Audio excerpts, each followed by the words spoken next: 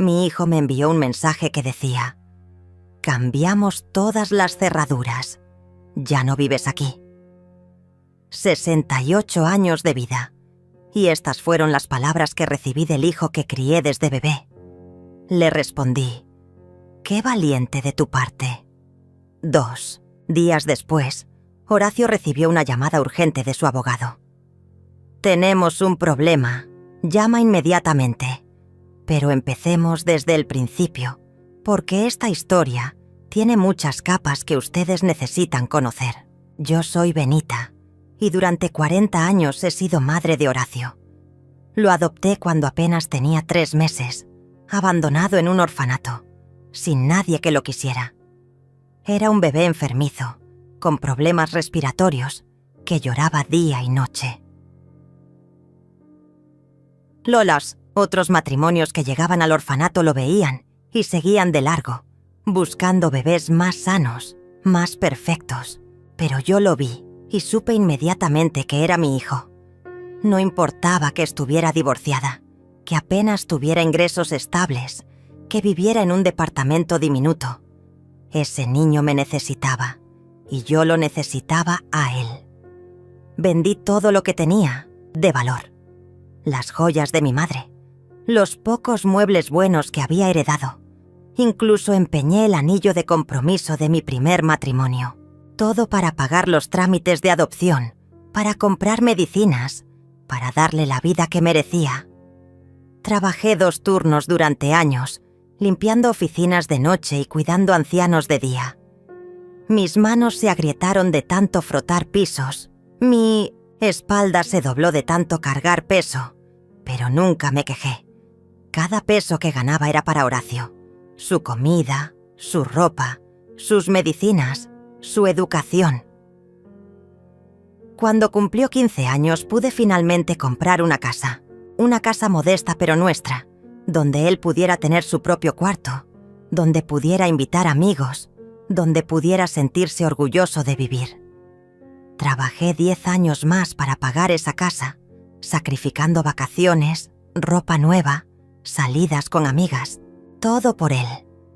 Horacio creció, se casó con Celia, una mujer que desde el primer día me miró como si fuera un estorbo. Llegó a mi casa embarazada, sin trabajo, sin nada más que pretensiones y malas maneras. Yo la recibí con los brazos abiertos porque era la mujer que mi hijo había elegido. ¡Qué error tan grande cometí! Después llegó Fausto, el padre de Celia, viudo y sin dónde vivir. Por supuesto, también terminó en mi casa. Una casa que se compró con mi sudor y mis lágrimas, pero que poco a poco se llenó de gente que me trataba como si fuera la intrusa. Al principio eran comentarios sutiles. Celia susurraba cosas al oído de Horacio cuando pensaban que no los escuchaba. «Tu madre ya está muy mayor, no puede cuidar bien la casa. Deberías ponerla en un hogar de ancianos, sería mejor para todos. Esta casa necesita renovaciones, que ella no puede pagar». Después los comentarios se volvieron más directos. En las cenas familiares, Fausto se atrevía a decir: «Benita, ya no puedes cocinar como antes, todo te sale salado o desabrido». Celia agregaba: «Además, siempre estás cansada, no puedes con los quehaceres de la casa». Y mi Horacio, mi niño que crié con tanto amor, permanecía callado. No me defendía. Peor aún, empezó a sentir con la cabeza cuando ellos hablaban. Empezó a verme con otros ojos, como si, de repente, hubiera descubierto que yo era una carga pesada que había estado arrastrando toda su vida. El colmo llegó cuando perdí mi trabajo. La empresa donde había trabajado los últimos 15 años cerró sus puertas de un día para otro. A los 68 años, conseguir otro empleo era prácticamente imposible. Cuando le conté a Horacio, esperando un poco de apoyo, de comprensión, su primera reacción fue de molestia pura.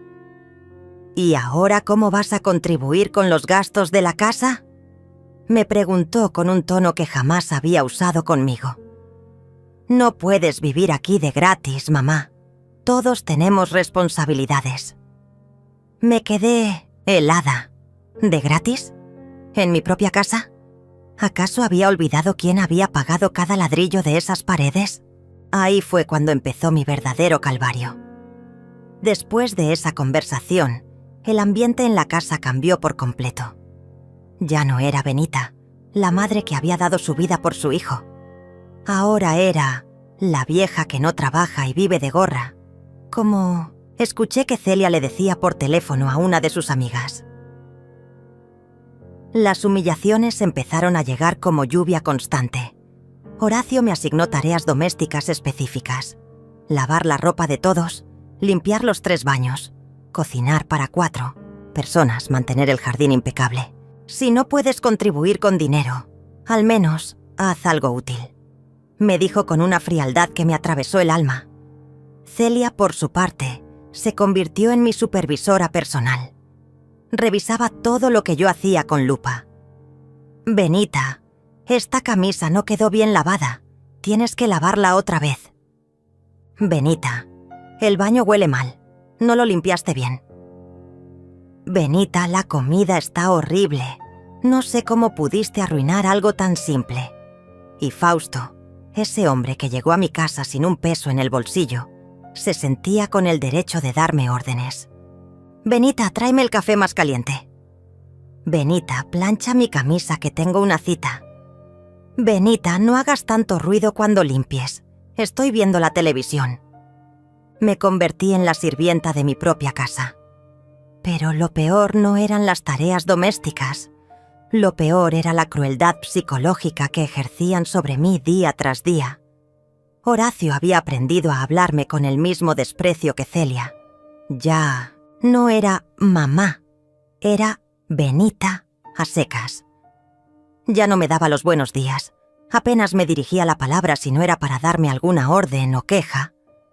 Un día encontré a Celia revisando mis cosas en mi propio cuarto. Cuando le pregunté qué hacía ahí, me respondió: «Estoy viendo qué tienes de valor que puedas vender para contribuir con los gastos. Ya es hora de que aportes algo a esta familia». «¿De qué familia hablas?», le pregunté, sintiendo cómo la rabia me subía por la garganta. «Esta es mi casa, Celia. Yo la pagué con mi trabajo». Ella se rió con una carcajada fría y despectiva. «¿Tu casa? Por favor, Benita. Esta casa necesita mantenimiento, necesita renovaciones, necesita que gente joven se haga cargo. Tú ya no puedes con esto». Esa noche hablé con Horacio. Le expliqué todo lo que había pasado. Le recordé todos los sacrificios que había hecho por él. Le supliqué que pusiera límites a su esposa. Su respuesta me partió el corazón en pedazos. «Mamá, Celia tiene razón. Ya no estás en edad de mantener una casa tan grande. Tal vez deberías considerar mudarte a un lugar más pequeño, más apropiado para tu edad». «¿Me estás echando de mi casa?», le pregunté sin poder creer lo que estaba escuchando. «No es tu casa, mamá. Es nuestra casa. Nosotros también vivimos. Aquí también la cuidamos. También pagamos gastos. Y ahora que no trabajas, no puedes seguir viviendo aquí como si fueras la dueña». En ese momento entendí todo. Horacio nunca había visto esta casa como mía. En su mente, era una propiedad familiar donde él tenía tanto derecho como yo. Nunca se había puesto a pensar en todos los años que trabajé para comprarla, todas las noches que no dormí preocupándome por las cuotas del banco, todos los sacrificios que hice para que él pudiera tener un hogar. Pero había algo que Horacio no sabía, algo que Celia no sabía, algo que Fausto no sabía. La casa estaba registrada únicamente a mi nombre. Cuando la compré, mi abogado me aconsejó hacerlo así para proteger el patrimonio en caso de cualquier problema legal futuro. Yo nunca le había contado esto a Horacio porque no creí que fuera necesario. Era mi hijo. ¿Por qué iba a desconfiar de él? Los días siguientes fueron un infierno sistemático. Celia había convencido a Horacio de que yo representaba un problema que debía ser solucionado. Las humillaciones se intensificaron. Me servían la comida fría, en platos despostillados, mientras ellos comían caliente en la vajilla buena. Me asignaron el cuarto más pequeño de la casa, el que había sido de servicio, mientras Celia convertía mi antigua habitación en su vestidor personal. Fausto comenzó a traer amigos a casa sin consultarme, llenando mi sala de humo de cigarrillo y risas estridentes hasta altas horas. Cuando me quejé, Horacio me dijo: «Si no te gusta, ya sabes dónde está la puerta». Una tarde, mientras limpiaba la cocina, escuché una conversación telefónica de Celia que me heló la sangre. Estaba hablando con alguien sobre asilos de ancianos, preguntando precios, disponibilidad, si aceptaban personas sin recursos económicos suficientes. Al verme ahí parada, no se inmutó. Me miró fijamente y siguió hablando. «Sí, es urgente. Ya no podemos mantenerla más tiempo aquí». Esa noche no pude dormir. Me quedé despierta pensando en todo lo que había construido, en todo lo que había dado, en lo rápido que se puede destruir una vida entera. Pero también pensé en algo más. Yo tenía cartas que ellos no conocían y había llegado el momento de jugarlas. La gota que derramó el vaso llegó un martes por la mañana. Desperté con el sonido de voces alteradas en la cocina. Celia estaba gritando por teléfono. «No me importa lo que cueste. Quiero que cambien todas las cerraduras hoy mismo. Sí, todas». Cuando bajé a desayunar, encontré a Horacio sentado en la mesa, evitando mi mirada, mientras Celia caminaba de un lado a otro con una sonrisa victoriosa en los labios. «Buenos días», dije, tratando de mantener la compostura. Ninguno de los dos me respondió. Fausto entró en ese momento, silbando una canción, y se dirigió directamente a la cafetera sin siquiera reconocer mi presencia. El ambiente estaba cargado de una tensión que se podía cortar con cuchillo. Me serví mi café en una taza despostillada, porque las buenas ya no eran para mí, y me senté en silencio.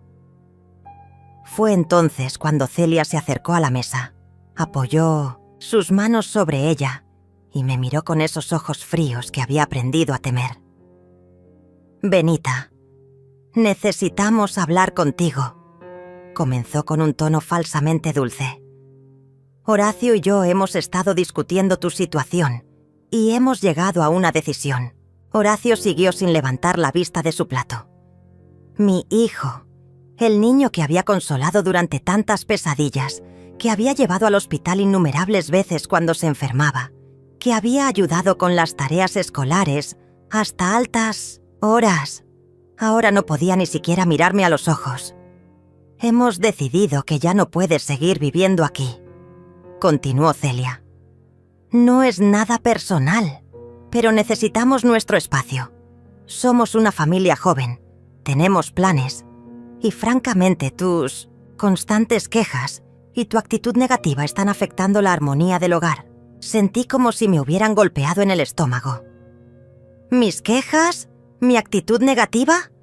Celia, ustedes me han convertido en una sirvienta en mi propia casa. «Esta no es tu casa», gritó Fausto desde la cocina. «Esta es la casa de mi hija y mi yerno. Tú eres solo una vieja que vive de la caridad ajena». Por primera vez en meses, Horacio habló. «Papá Fausto tiene razón, mamá. Esta casa es de todos nosotros ahora, y todos tenemos que hacer sacrificios». ¿Sacrificios? Mi voz comenzó a temblar de indignación. ¿Qué sacrificio has hecho tú, Horacio? ¿Cuándo te has sacrificado por mí como yo me sacrifiqué 40 años por ti? Celia se rió con esa risa cruel que había perfeccionado. ¿De qué sacrificio hablas, Benita? ¿De criarlo? Era tu obligación como madre. Nadie te pidió que lo adoptaras. Esa fue tu decisión. Además, agregó Horacio con una frialdad que me cortó como una navaja, Ya hicimos arreglos para ti. Encontramos un hogar de ancianos muy bueno, con gente de tu edad. Vas a estar mejor ahí, rodeada de personas que entienden tus necesidades. Un hogar de ancianos. Repetí las palabras como si fueran veneno en mi boca. Quieren internarme. No, seas dramática, dijo Celia agitando la mano como si estuviera espantando una mosca. Es por tu propio bien. Allá vas a tener atención médica, actividades apropiadas para tu edad. No vas a tener que preocuparte por mantener una casa. Y nosotros podremos vivir en paz, murmuró Fausto desde la cocina, creyendo que no lo había escuchado. Me levanté de la mesa lentamente. Mis piernas temblaban, pero no de miedo. Temblaban de una rabia que había estado conteniendo durante meses. ¿Y si me niego? Horacio finalmente me miró a los ojos. En esa mirada no había amor, no había respeto, no había siquiera reconocimiento de todo lo que habíamos compartido. Solo había fastidio. Mamá, no hagas esto más difícil de lo que ya es. Hemos tomado una decisión. ¿Hemos? ¿O ella la tomó por ti? Señalé a Celia con un dedo tembloroso. Celia se adelantó, inflando el pecho como un pavo real. Yo no obligo a Horacio a hacer nada. Él es un hombre adulto que sabe lo que le conviene a su familia. Y lo que nos conviene es que te vayas. ¿Te vayas? La voz me salió como un susurro ahogado. ¿De mi casa? De nuestra casa, corrigió Horacio. Y si no quieres cooperar tendremos que tomar medidas más drásticas. En ese momento sonó el timbre. Celia y Fausto intercambiaron una mirada cómplice. «Ah, debe ser el cerrajero», dijo Celia con una sonrisa que no llegaba a sus ojos. «Como te decía, Benita, hemos cambiado todas las cerraduras. Por seguridad, ¿entiendes? Cuando regreses del hogar de ancianos a recoger tus cosas, te daremos una copia de la llave», agregó Horacio, como si estuviera haciendo una concesión generosa. Me quedé ahí parada, viendo cómo el cerrajero entraba a mi casa y empezaba a cambiar las cerraduras de M y puerta. Horacio le mostraba cada cerradura que debía cambiar. La puerta principal, la puerta trasera, incluso la puerta del pequeño cuarto de servicio, donde ahora me habían relegado a dormir. ¿Y mis cosas?, pregunté con un hilo de voz. «Puedes llevarte lo esencial hoy», dijo Celia revisando sus uñas con aburrimiento. «El resto lo guardaremos en el garaje hasta que decidas qué hacer con todo. Pero no te demores mucho», agregó Fausto. «No tenemos espacio ilimitado para guardar trastos viejos». Subí a mi cuarto, el cuarto de servicio que me habían asignado, y comencé a meter algunas ropas en una maleta vieja. Mis manos temblaban mientras doblaba mis vestidos, mis pocas joyas, las fotografías de Horacio cuando era niño. Fotografías donde sonreía abrazado a mí, donde me llamaba la mejor mamá del mundo. Cuando bajé con mi maleta, ellos estaban en la sala riendo y brindando con champán. ¿Celebrando?, pregunté. «Celebrando nuestra nueva libertad», respondió Celia alzando su copa. «Por fin podremos vivir sin supervisión constante». Horacio no dijo nada. Se limitó a mirar hacia otro lado mientras yo me dirigía hacia la puerta, que ya no podría abrir con mis propias llaves. Antes de salir me volteé una última vez. «Horacio, mírame a los ojos». Él levantó la vista con reluctancia. «Esto no va a terminar como ustedes creen», le dije con una calma que me sorprendió a mí misma. «No me conocen tanto como creen que me conocen». Celia se rió. «¿Qué vas a hacer, Benita? ¿Contratar un abogado con qué dinero? ¿Demandarnos por echarte de una casa que ni siquiera puedes demostrar que es tuya?». Sonreí. Por primera vez en meses, sonreí de verdad. «Veremos, Celia, veremos». Salí de esa casa con mi maleta en una mano y mi dignidad pisoteada, pero con algo que ellos no sabían que tenía: un plan. Me dirigí directamente al Hotel Plaza, el más elegante de la ciudad. Cuando llegué a recepción, la empleada me miró, con cierta sorpresa. Una mujer mayor, con una maleta modesta, pidiendo la suite presidencial, no era algo que vieran todos los días. «¿La suite presidencial, señora?», preguntó la recepcionista con una sonrisa profesional pero dudosa. «Son $800 por noche». Saqué mi tarjeta de crédito sin inmutarme. «Perfecto. La quiero por una semana, por ahora». La chica procesó el pago con los ojos muy abiertos cuando vio que la transacción se aprobó sin problemas. Lo que ella no sabía, lo que Horacio, Celia y Fausto no sabían, era que yo había estado ahorrando durante 40 años. Cada peso que no gasté en mí, cada sacrificio que hice, cada lujo que me negué, había sido invertido cuidadosamente. Cuando llegué a la suite, me quedé unos minutos mirando por el ventanal hacia la ciudad. Desde ahí arriba, todo se veía pequeño, manejable. Saqué mi teléfono y marqué el número de Moisés, mi abogado de confianza, el mismo que me había ayudado a comprar la casa hace tantos años. «Moisés, soy Benita. Necesito verte urgentemente». «Sí, hoy mismo, en el Hotel Plaza, suite presidencial. Y trae todos los documentos de la casa». La sorpresa en su voz era evidente, pero conocía mi carácter lo suficiente para no hacer preguntas por teléfono. Una hora después, Moisés estaba sentado en mi elegante sala temporal, revisando los papeles con una sonrisa que no podía disimular. «Benita, ¿me estás diciendo que tu hijo no sabe que tú eres la única propietaria legal de esa casa?» Nunca se lo dije explícitamente. Cuando la compré, él era menor de edad. Después, cuando se casó, nunca surgió el tema. Él asumió que era una propiedad familiar. Me serví un té de la porcelana fina del hotel. Fue ingenua de mi parte pensar que no era necesario aclararlo. Moisés revisó cada página de la escritura.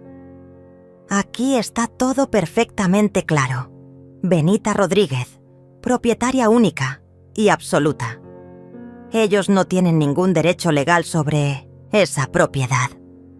«¿Y qué opciones tengo?», pregunté, aunque ya sabía la respuesta. «Puedes desalojarlos inmediatamente. Es tu casa.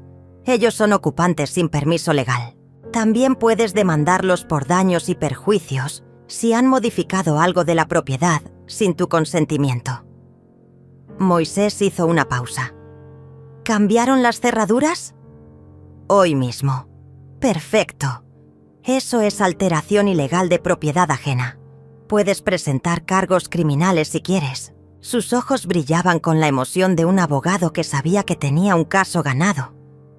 «Quiero hacer esto bien, Moisés. Quiero que sea legal, implacable, y que ellos no tengan escapatoria. Pero también quiero que sea público. Quiero que todos sepan exactamente quiénes son estas personas». Pasamos las siguientes 3 horas planificando la estrategia. Moisés redactaría las demandas.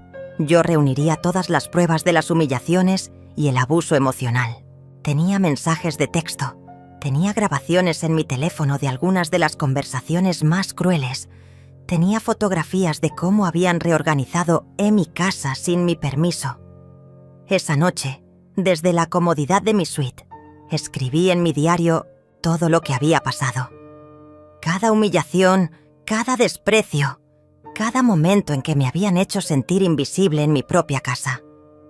Pero por primera vez en meses, no lloré. Al contrario, me sentí poderosa.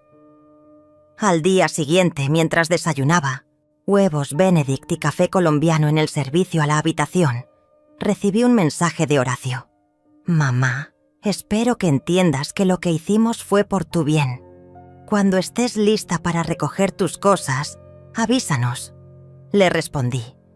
«No te preocupes, hijo. Pronto voy a recoger lo que es mío». Por la tarde fui de compras. Hacía años que no me compraba ropa nueva, que no me daba el lujo de elegir algo bonito para mí. Compré 3 vestidos elegantes, zapatos de buena calidad, una cartera de cuero genuino. Cuando la vendedora me preguntó si era para alguna ocasión especial, sonreí. Sí, es para una reunión muy importante. Esa noche llamé a mi antigua compañera de trabajo, Graciela, para contarle lo que había pasado. Su indignación fue inmediata. «Benita, ¿cómo pudieron hacerte esto? Después de todo lo que sacrificaste por ese muchacho». «Graciela, necesito que me hagas un favor. ¿Conoces a alguien en los medios de comunicación? Quiero contar mi historia, pero quiero contarla bien». Graciela conocía a una periodista de investigación que se especializaba en casos de abuso familiar. Se llama Raquel y te aseguro que vas a estar muy interesada en tu historia. Esto es exactamente el tipo de casos que ella investiga. Al colgar el teléfono, me sentí más tranquila de lo que había estado en meses. Por primera vez desde que había comenzado esta pesadilla, tenía control sobre mi propia vida. Tenía dinero, tenía ayuda legal, tenía un plan y, más importante aún, tenía la ley de mi lado. Me paré frente al espejo del baño de mármol de mi suite. La mujer que me devolvía la mirada ya no era la Benita humillada y derrotada que había salido de su casa con una maleta. Esta era una mujer que había encontrado su fuerza, que había recordado su valor, que estaba lista para pelear por lo que era suyo. Mañana comenzaría la contraofensiva. Mañana, Horacio, Celia y Fausto descubrirían que habían subestimado completamente a la mujer que creían haber vencido. Mañana se darían cuenta de que había una gran diferencia entre ser bondadosa y ser débil. Y yo estaba lista para enseñarles esa diferencia. El miércoles por la mañana Moisés y yo nos dirigimos directamente a la oficina del registro de la propiedad. Necesitaba copias certificadas de todos los documentos, cada papel que probara de manera irrefutable que esa casa era mía y solo mía. El empleado, un hombre mayor llamado Uriel, revisó los archivos con meticulosidad. «Señora Benita, aquí está todo. Usted compró esta propiedad hace 23 años. Pagó en su totalidad. Nunca ha habido copropietarios. Nunca ha habido transferencias parciales. Es usted la única dueña legal», confirmó Uriel mientras sellaba cada documento con el sello. «Oficial». «Perfecto», dije guardando los papeles en mi nueva cartera de cuero. Ahora vamos a la segunda parte del plan. Nos dirigimos a la inmobiliaria más prestigiosa de la ciudad, Inmobiliaria Premium. Cuando llegamos, pedí hablar directamente con el gerente. Se trataba de una oficina elegante, con grandes ventanales y muebles modernos. El gerente, un hombre joven llamado Simón, nos recibió con una sonrisa profesional. «Señora, ¿en qué podemos ayudarla hoy?» «Quiero poner mi casa en venta», dije colocando los documentos sobre su escritorio.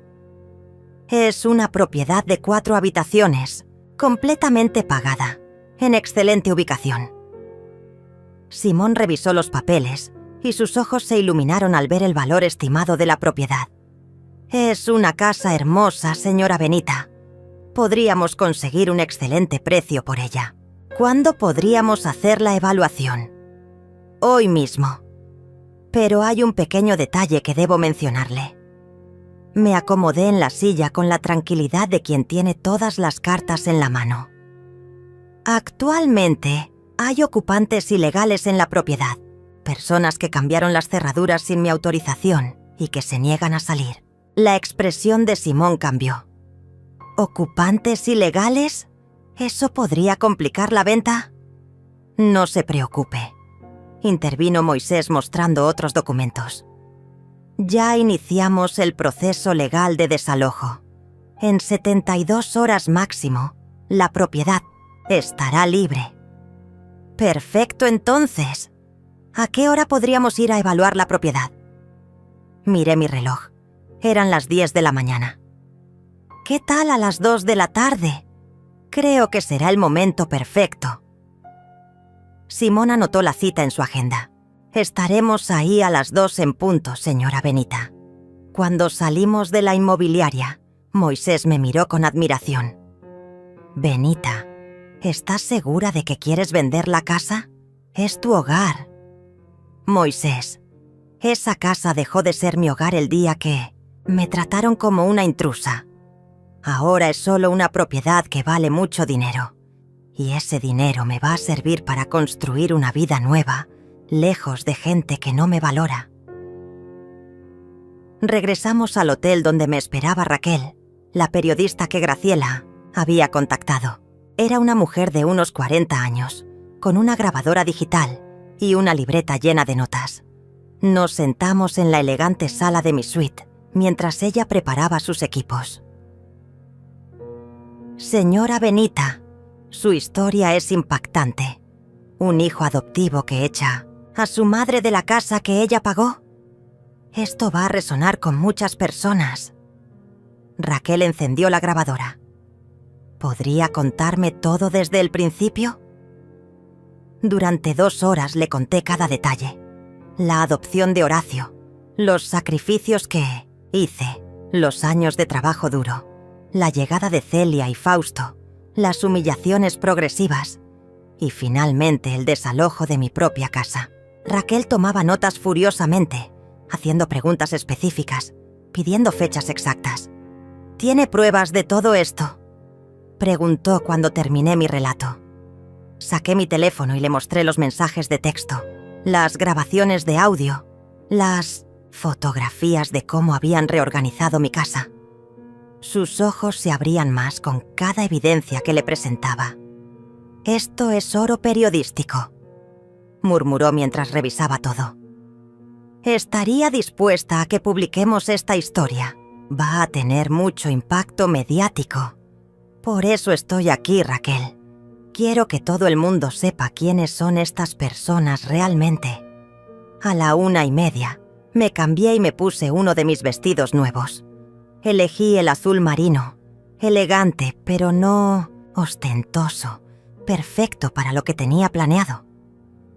Me maquillé ligeramente, me peiné con cuidado y me puse mis nuevos zapatos de cuero. Cuando me vi en el espejo, vi a una mujer digna, una mujer que sabía su valor. Moisés pasó a recogerme a las 2 menos cuarto. ¿Lista para esto, Benita?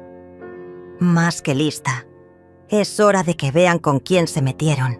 Llegamos a mi casa exactamente a las 2. El carro de Inmobiliaria Premium ya estaba estacionado afuera. Simón y su asistente, una mujer joven con una tablet, nos esperaban revisando unos papeles. Cuando me vieron llegar, Simón se acercó con una sonrisa. «Señora Benita, llegamos temprano para revisar el exterior de la propiedad. Es una casa hermosa, en excelente ubicación. Definitivamente va a tener muy buen precio en el mercado». En ese momento, la puerta de la casa se abrió y salió Celia con una expresión de confusión total. Al verme ahí parada, bien vestida, acompañada de personas con trajes y documentos, su cara cambió de confusión a alarma. «Benita, ¿qué estás haciendo aquí? ¿Quiénes son estas personas?». Simón se adelantó con su sonrisa profesional. «Buenos días, señora. Somos de Inmobiliaria Premium. Venimos a evaluar esta propiedad para su venta». «¿Venta?».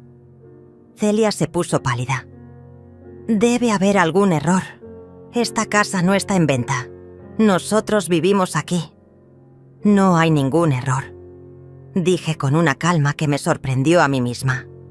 «Esta es mi casa y decidí venderla». «¡Tu casa!», gritó Celia. «Esta no es tu casa. ¡Te echamos de aquí!».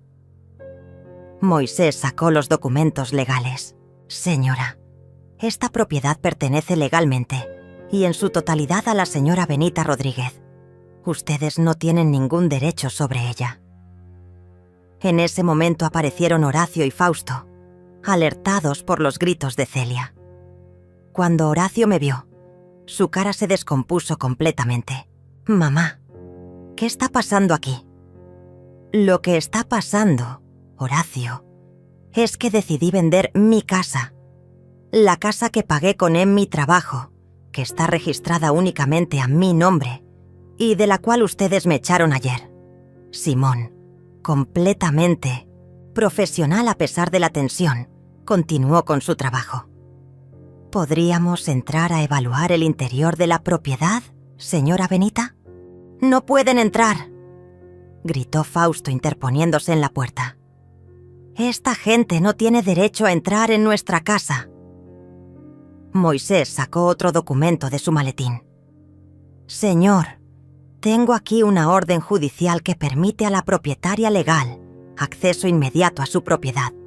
Si ustedes impiden el acceso, estarán cometiendo desacato a la autoridad». Horacio leyó el documento por encima del hombro de Moisés y vi cómo su cara se ponía cada vez más pálida. «Mamá, esto dice que tú eres la única dueña de la casa». «Así es, Horacio. Siempre lo he sido, desde el día que la compré hasta hoy». Mi voz era firme, sin rastro de la mujer humillada que había salido de ahí ayer. Lo que no entiendo es cómo pudieron pensar que tenían derecho a echarme de mi propia casa. Celia se abalanzó hacia los documentos tratando de arrebatárselos a Moisés. «Esos papeles deben ser falsos. Benita no puede ser dueña de esta casa. Ella no tiene dinero para comprar nada». Simón, que había estado observando todo con creciente incomodidad, carraspeó. «Señora Benita, tal vez deberíamos volver cuando este asunto esté resuelto». «No, Simón. Este asunto ya está resuelto. Saqué las llaves nuevas que Moisés había mandado hacer esa mañana después de obtener la orden judicial. Estas son mis llaves de mi casa. Entremos». La expresión en las caras de Horacio, Celia y Fausto, cuando vieron que mis llaves abrían las cerraduras que ellos habían cambiado, fue impagable. Era una mezcla de shock, terror y comprensión tardía de la magnitud de su error. Entramos a la casa seguidos por ellos, que parecían fantasmas en su propia pesadilla. Simón y su asistente comenzaron a tomar fotos, medir habitaciones, hacer anotaciones. Yo caminé por mi casa como lo que era, la dueña inspeccionando su propiedad. «¿Quién autorizó estos cambios?», pregunté señalando las paredes que habían repintado, los muebles que habían movido, las modificaciones que habían hecho a M.I. Cocina. «Nosotros vivimos aquí», murmuró Celia, pero ya sin la arrogancia de antes.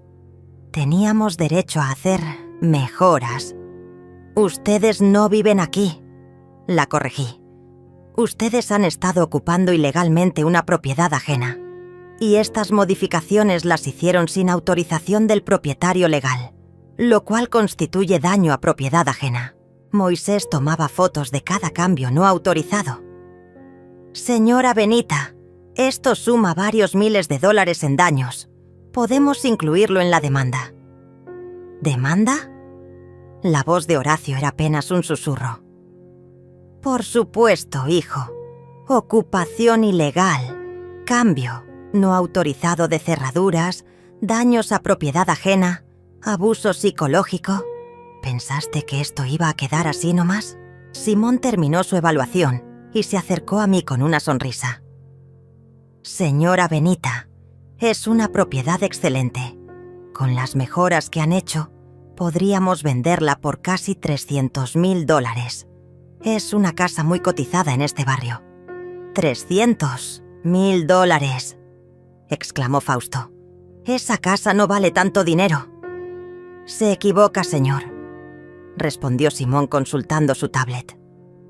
«En este sector, las propiedades con estas características están muy demandadas. Podríamos tener compradores interesados en una semana». Vi cómo Celia y Horacio intercambiaban miradas de pánico. Recién ahora se estaban dando cuenta de lo que habían perdido. No solo me habían echado de casa, Habían echado a la dueña de una propiedad que valía $300,000. Benita. Horacio se acercó a mí con las manos temblorosas. «Mamá, por favor, ¿podemos hablar? Debe haber un malentendido». ¿Un malentendido? Mi risa sonó extraña incluso para mí. «Horacio, ayer me dijiste que esta no era mi casa, que ya no tenía derecho a vivir aquí. ¿Cuál es el malentendido?» «Es que nosotros no sabíamos. Pensábamos que...» Pensaron que era una vieja, sin recursos, que podían tratar como basura. Pensaron que podían humillarme, explotarme y finalmente echarme sin consecuencias. Mi voz se endurecía con cada palabra. Se equivocaron. Celia intentó otra estrategia. Se puso a llorar dramáticamente. «Benita, por favor, nosotros te queremos. Solo estábamos preocupados por tu salud, por tu bienestar. Todo lo que hicimos fue pensando en tu bien». ¿Mi bien? Me volteé hacia ella con una sonrisa fría. ¿Convertirme en sirvienta era por mi bien? ¿Humillarme diariamente era por mi bien? ¿Buscar un asilo de ancianos sin consultarme era por mi bien? El silencio que siguió era ensordecedor. Simón y su asistente pretendían revisar sus notas, obviamente incómodos con la tensión familiar, pero sin poder evitar escuchar cada palabra. Además, continué, tengo aquí algo que creo que les va a interesar. Saqué mi teléfono y reproduje una de las grabaciones que había hecho en secreto. La voz de Celia hablando por teléfono sobre asilos de ancianos, diciendo que ya no podían mantenerme más tiempo. La cara de Celia se descompuso completamente al escuchar su propia voz. ¿Me estabas grabando? En mi casa tengo derecho a grabar lo que se me dé la gana, respondí guardando el teléfono. Y estas grabaciones van a ser muy útiles en el juicio. Fausto, que había permanecido callado, finalmente explotó. Todo esto es un capricho de vieja resentida. No puedes echarnos así nomás. Nosotros también tenemos derechos. Moisés lo miró con una sonrisa que no llegaba a sus ojos. ¿Qué derechos exactamente, señor? ¿El derecho a ocupar ilegalmente una propiedad ajena? ¿El derecho a cambiar cerraduras sin autorización? ¿El derecho a echar al propietario legal de su propia casa? Tenemos derechos de posesión, murmuró Fausto, pero su voz carecía de convicción. Señor, ustedes no tienen ningún derecho legal sobre esta propiedad y ahora tienen exactamente 24 horas para desalojar voluntariamente o la policía los va a sacar por la fuerza. Horacio se dejó caer en el sofá con la cara entre las manos. Mamá, no puede ser que todo termine así. Horacio, me senté frente a él. Todo terminó así desde el momento en que decidiste tratarme como basura. Desde el momento en que permitiste que tu esposa me faltara el respeto en mi casa. Desde el momento en que me echaste como si fuera una desconocida. Pero eres mi madre. Era tu madre, Horacio. Era. Esa misma noche, mientras Horacio, Celia y Fausto empacaban sus cosas en un silencio sepulcral, yo estaba de vuelta en mi suite del Hotel Plaza, pero esta vez no estaba sola. Raquel había traído a su camarógrafo para grabar una entrevista completa que saldría al aire al día siguiente en el noticiero de la noche. Señora Benita, comenzó Raquel ajustando su micrófono. Su historia ha conmovido a mucha gente. ¿Podría contarnos cómo se siente después de recuperar su casa? Acomodé en el elegante sillón, vestida con mi traje azul marino, sintiéndome más fuerte que nunca. Me siento aliviada, Raquel. Aliviada de haber recuperado no solo mi casa, sino mi dignidad. Durante meses permití que me trataran como una ciudadana de segunda clase en mi propia propiedad. ¿Qué le diría a otras personas mayores que puedan estar pasando por situaciones similares? Que nunca olviden su valor, que documenten todo, que busquen ayuda legal y, sobre todo, que no permitan que el miedo a quedarse solas las haga aceptar maltrato de nadie, ni siquiera de sus propios hijos. La entrevista duró 1 hora. Raquel hizo preguntas profundas sobre el abuso emocional hacia los adultos mayores, sobre los derechos de propiedad, sobre la ingratitud familiar. Cuando terminamos, me sentí exhausta pero satisfecha. Mi historia iba a ayudar a otras personas en situaciones similares. A las 11 de la noche, sonó mi teléfono. Era Horacio. Su voz sonaba quebrada, desesperada. «Mamá, por favor, necesito hablar contigo. Estamos en un hotel barato. No tenemos dinero. No sabemos qué hacer». «¿Ah, sí?» Mi voz era fría como el hielo. «¿Y qué esperabas que pasara, Horacio? ¿Pensaste que iban a poder echarme y quedarse viviendo gratis en mi casa para siempre?» «Mamá, cometimos un error. Lo reconozco. Pero somos familia. La familia no se trata como ustedes me trataron a mí. La familia no humilla, no explota, no echa a sus miembros como perros callejeros. Por favor, danos otra oportunidad. Podemos volver a vivir juntos, pero diferente esta vez». Me reí, una risa amarga que ni yo misma reconocí. «¿Juntos? Horacio, después de lo que pasó, ¿realmente crees que podría volver a confiar en ustedes? ¿Crees que podría dormir tranquila en la misma casa donde me trataron como sirvienta? Entonces, ¿qué vamos a hacer? ¿Dónde vamos a vivir?» «Eso, hijo, ya no es mi problema. Ustedes tomaron sus decisiones. Ahora vivan con las consecuencias». Colgué el teléfono y lo apagué. Esa conversación había sido el cierre que necesitaba. Al día siguiente, la historia explotó en todos los medios. La entrevista de Raquel se volvió viral en cuestión de horas. Las redes sociales se llenaron de comentarios de apoyo hacia mí y de indignación hacia Horacio y Celia.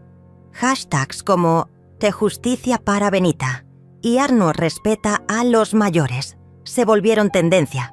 Pero lo que realmente me sorprendió fue cuando Celia decidió contraatacar mediáticamente. Esa misma tarde, hizo una transmisión en vivo desde su cuenta de Instagram, llorando dramáticamente frente a la cámara.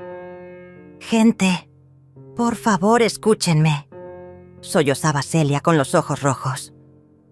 «Todo lo que están diciendo sobre nosotros es mentira. Benita nos está difamando porque está resentida. Nosotros siempre la tratamos bien, la cuidamos, la protegimos». Me quedé viendo la transmisión desde mi suite, casi sin poder creer la desfachatez de esta mujer. Tenía más de 2000 personas viendo en vivo, y los comentarios eran una mezcla de apoyo hacia ella y de gente que ya había visto mi entrevista defendiéndome. Horacio la adoptó cuando era bebé, sí, pero eso no significa que ella sea dueña de todo, continuó Celia limpiándose las lágrimas falsas. «Nosotros también construimos esa casa, también la cuidamos, también teníamos derecho a vivir ahí».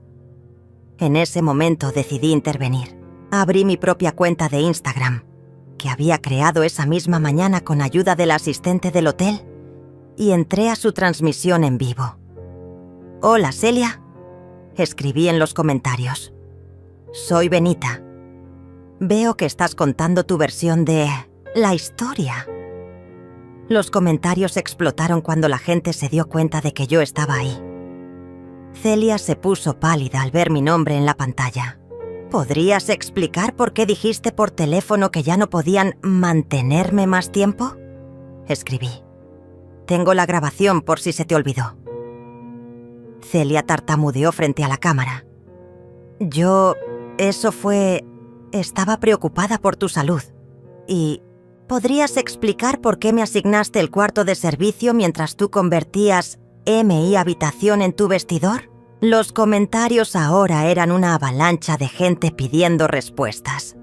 Celia empezaba a perder el control. «Benita, no hagas esto público», me escribió en privado durante la transmisión. «Podemos arreglar esto en privado». Pero yo ya había Decidido que esto tenía que ser público. Publiqué en mi perfil las fotos de cómo habían reorganizado mi casa, las capturas de pantalla de los mensajes crueles, fragmentos de las grabaciones donde me humillaban.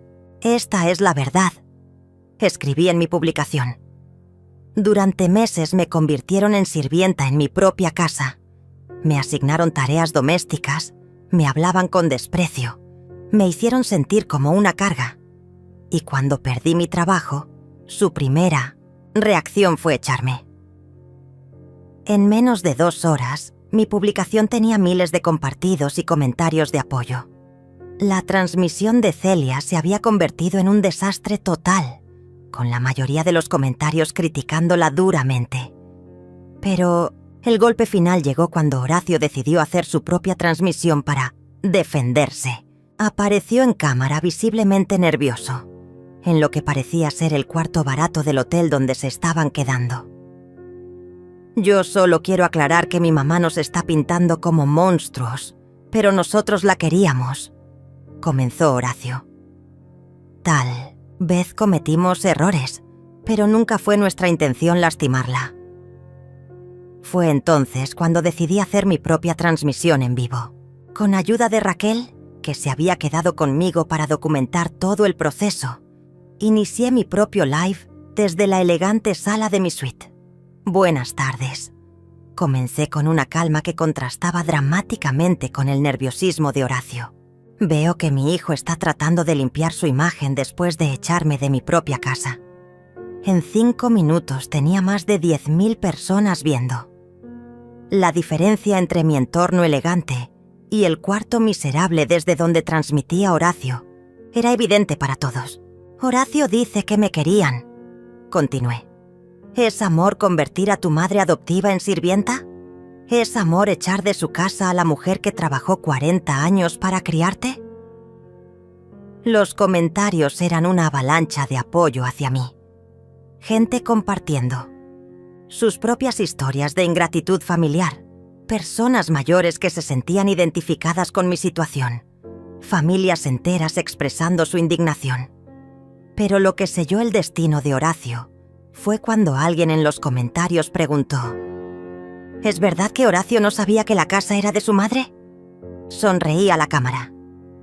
¡Excelente pregunta! Horacio, si estás viendo esto, ¿podrías explicar por qué nunca te preguntaste quién pagaba las cuotas del banco? ¿Quién pagaba los impuestos? ¿A nombre de quién estaban los servicios? La transmisión en vivo se convirtió en un fenómeno viral. Más de 50.000 personas estaban viendo cuando decidí mostrar las pruebas definitivas. Con la cámara enfocada en mí, saqué todos los documentos legales que Moisés había preparado. Ya que Horacio quiere hablar de verdades, dije sosteniendo los papeles frente a la cámara. Aquí están las escrituras originales de la casa, comprada por Benita Rodríguez en el año 2001, pagada en su totalidad por Benita Rodríguez, registrada únicamente a nombre de Benita Rodríguez. Los comentarios explotaron. Miles de personas escribiendo mensajes de apoyo, de indignación hacia Horacio, de asombro por la desfachatez de toda la situación. Pero lo que más me satisfizo fue ver que la transmisión de Horacio había perdido audiencia dramáticamente. La gente se estaba yendo de su live para venir al mío. ¿Saben qué es lo más triste de todo esto? Continué, mirando directamente a la cámara. No es que me hayan echado. Lo más triste es que criaste a un hijo durante 40 años. Le diste todo tu amor, todo tu sacrificio, todos tus ahorros, y al final te trata como si fueras basura. En ese momento mi teléfono empezó a sonar insistentemente. Era Horacio. Decidí contestar en vivo, activando el altavoz para que todos pudieran escuchar. ¿Sí, Horacio? Mamá, por favor, para esta transmisión. Estás destruyendo mi reputación. Estás arruinando mi vida. ¿Tu reputación? Mi voz subió de tono. Horacio, tú destruiste tu reputación cuando echaste a tu madre de su propia casa. Yo solo estoy contando la verdad. Pero la gente me está atacando en las redes. Estoy recibiendo amenazas. Celia está llorando. Mi suegro está desesperado. ¿Y qué esperabas que pasara?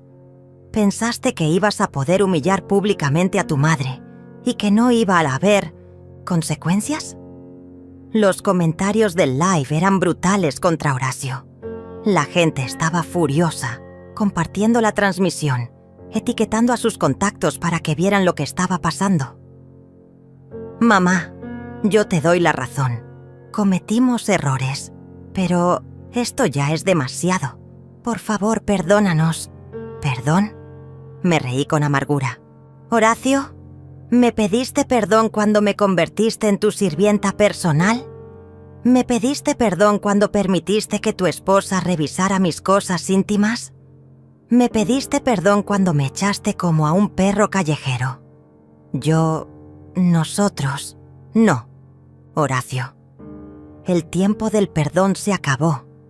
Ahora es tiempo de consecuencias. Colgué el teléfono y continué con la transmisión. Para entonces ya tenía más de 100.000 personas viendo.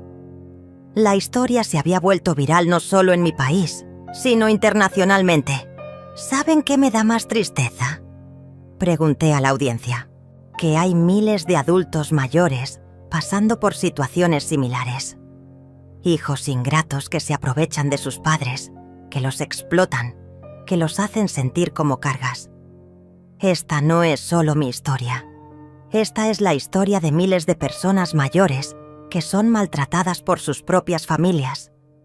Los comentarios ahora incluían testimonios de gente compartiendo sus propias experiencias, historias desgarradoras de abuso familiar, de explotación económica, de abandono emocional. Mi transmisión se había convertido en una plataforma para que las voces silenciadas fueran escuchadas. Raquel, que estaba filmando todo desde otro ángulo, me hizo una seña. Había llegado Moisés con noticias importantes. «Disculpen un momento», le dije a la audiencia. «Mi abogado acaba de llegar con información importante». Moisés entró a cuadro con una sonrisa enorme. «Benita, tengo excelentes noticias. Acabo de recibir una llamada del abogado de Horacio. Quieren llegar a un acuerdo extrajudicial». «¿Qué tipo de acuerdo?», pregunté, aunque ya sabía la respuesta. «Están dispuestos a reconocer públicamente todo el daño que te causaron, a pagarte una compensación por los daños a la propiedad y a firmar un documento donde renuncian a cualquier reclamación futura sobre tu casa». Los comentarios explotaron de felicidad. La gente celebraba como si fuera su propia victoria. ¿Y si me niego al acuerdo? Entonces seguimos con el juicio penal por ocupación ilegal, daños a propiedad ajena y abuso psicológico. Podrían enfrentar hasta 5 años de prisión. Me quedé pensando por un momento, mirando a la cámara. Más de 150.000 personas esperaban mi decisión. ¿Saben qué, gente? No voy a aceptar ningún acuerdo. Esto va a llegar hasta las últimas consecuencias. No solo por mí, sino por todos los adultos mayores que están siendo maltratados y no tienen cómo defenderse. La audiencia enloquecida, de apoyo. Mensajes de admiración, de respeto, de agradecimiento llenaban la pantalla. Pero lo que realmente cerró el ciclo fue lo que pasó después.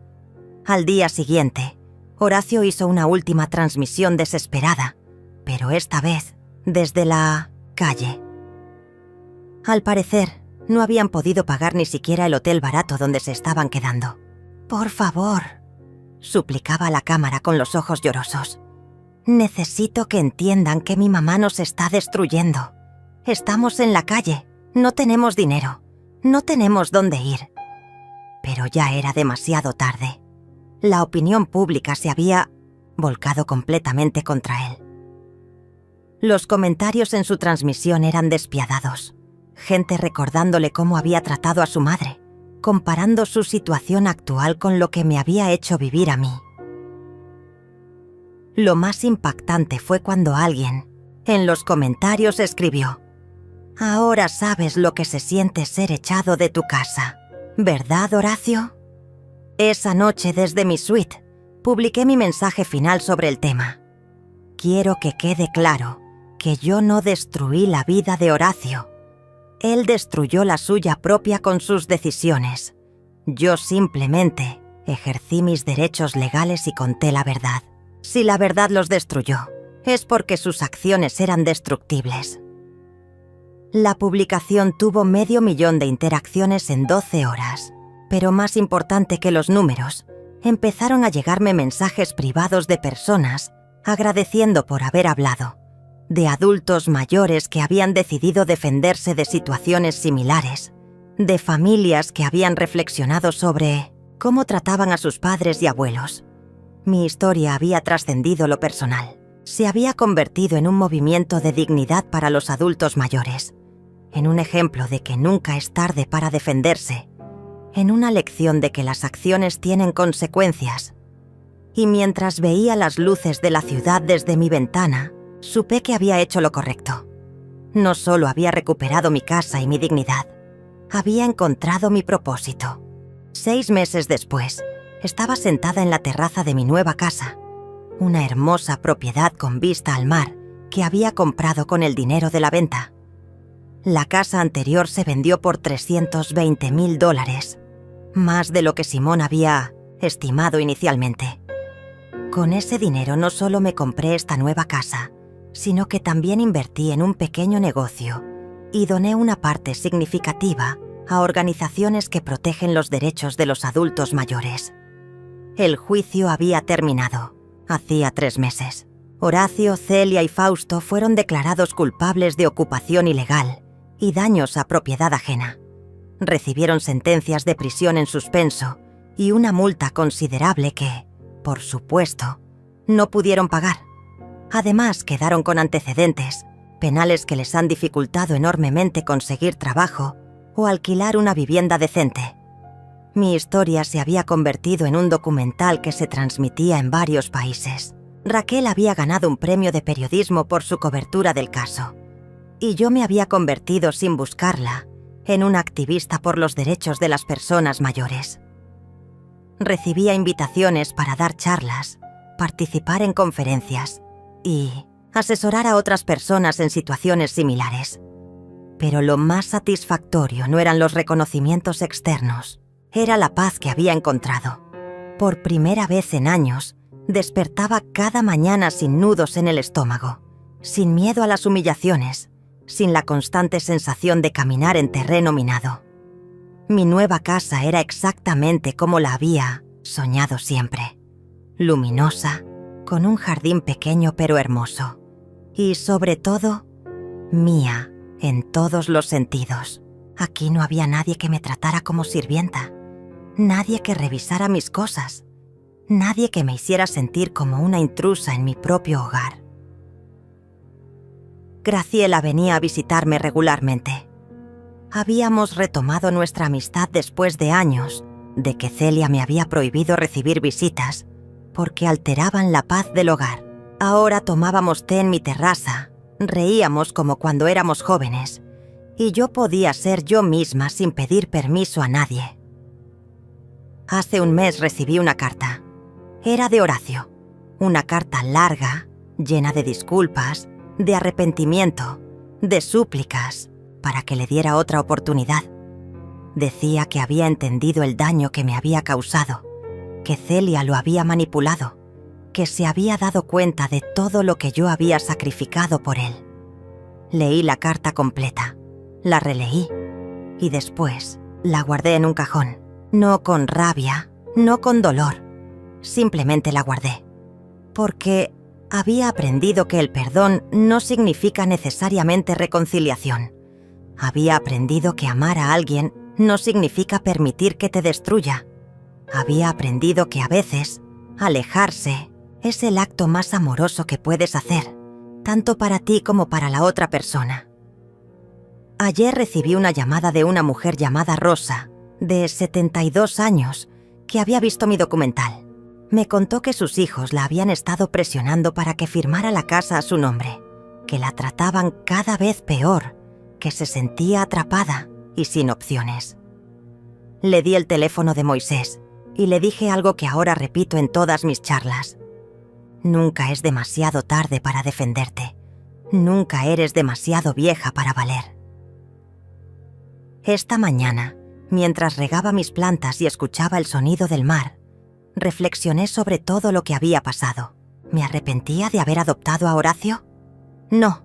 Ese bebé enfermizo que nadie quería merecía amor, y yo se lo di con todo mi corazón. ¿Me arrepentía de haberlo sacrificado todo por él? Tampoco.